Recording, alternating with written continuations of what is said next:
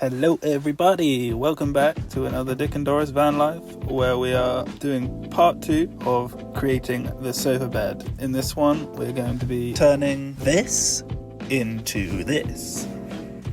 As you can see, it's a bit of an overcast day today, but that doesn't matter. That isn't going to stop us getting cracking. So let's get out the tools all ready, and first things we've got to do is take apart all of the panelling underneath the desk so we can lower the desk down to the right height, so that when the sofa bed folds out it will be flush and level and Dad won't be sleeping on an angle. So there's the first panel, pop that one out and take off all the brackets for the desk so that that's no longer supported and can be removed nice and easily. Because we are lowering everything down, some things we could just cut down to the right size, like these metal support bars. So let's get the diesel generator on so we can power up the grinder. Then taking off the second panel, which was attached to our makeshift cutlery drawer. This screw was a bugger to get off, but we got there in the end. And she pops out just like that.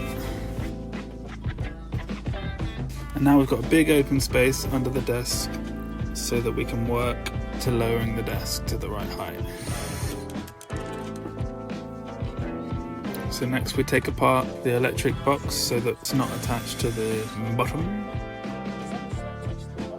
And then we can get cutting the desk in half. We use the grinder halfway and then put tape on it so that it doesn't chip the surface of the desk, and use the handsaw to finish it off.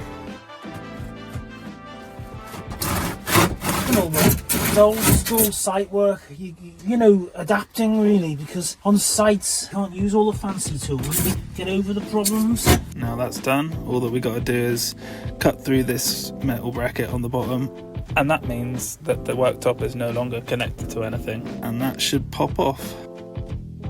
Just have a quick tidy up. And now we've got to make a box around the fuse box with the existing panelling, because we don't want to waste any materials. So we got all the moisture proof MDF measured up and cut up to the right sizes. This one was a bit tricky as it was over the wheel arch, so we had to template it out using Morrison's paper bag. It took a few tries with this to get it exactly right. But once we think we got it, that one's looking good, then we got out the next panel and stenciled it out, ready to cut. Looks good to me. And of course, what would a Dick and Doris van life video be without Dad recording his chest? You're recording yourself there. Oh, for God's sake. And once we offered it up, we realised that it was still too high. This still needs to be. So, in order to fix this problem, what we did is we cut off the top of the panel, which made it nice and flush with the top of the fuse box. So this is us just sorting out our mistakes, cutting the top of the panel off so that it fits nicely. And that looks good to us. So let's get all the brackets back on so we can attach the front door to it and attach the desk to the wall so that it's nice and secure.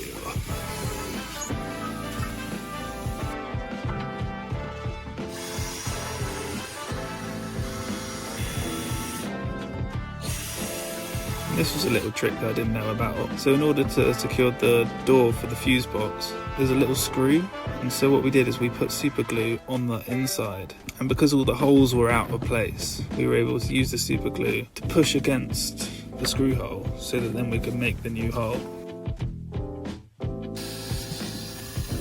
Because we lowered the desk, now the fuse box was slightly sticking out over the top of the new desk place, so we had to cut through the desk again in order to make a space for the fuse box.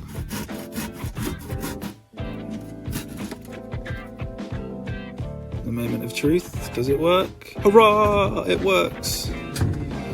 So all that's left to do is screw in and tidy up. Of course, we've got to test it out.